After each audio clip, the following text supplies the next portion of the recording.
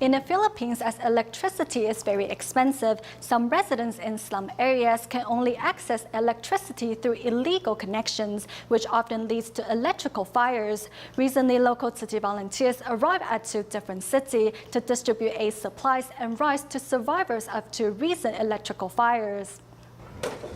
This is a section of the city of Malabon, Philippines. A recent fire in the area engulfed 55 houses, leaving 70 households without roofs over their heads. Today, local city volunteers are here to survey the disaster zone and provide emotional support for the survivors. The volunteers also held an aid distribution at the local temporary shelter. Fire survivor Estela Vivas, who is 4 months pregnant, says she was very happy to receive a straw mat from Tzu Chi. Otherwise, her children would have to sleep on cardboard.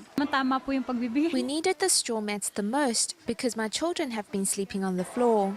In 2007, Tzu Chi volunteers once held a relief distribution in the area in the aftermath of severe flooding. This time, the volunteers are here again to provide love and care for fire victims. I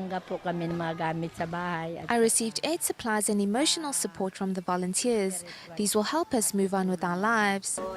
In the Philippines, as the power industry is privately owned, electricity is very expensive. Since most of the residents cannot afford electricity, stealing power is very common, which often leads to electrical fires. In the city of Manila, an electrical fire left 69 households homeless.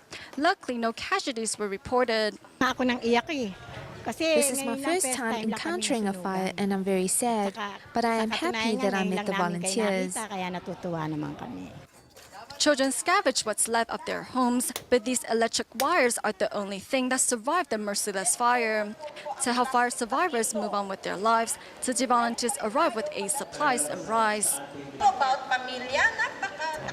I have learned to love and share everything with my neighbors.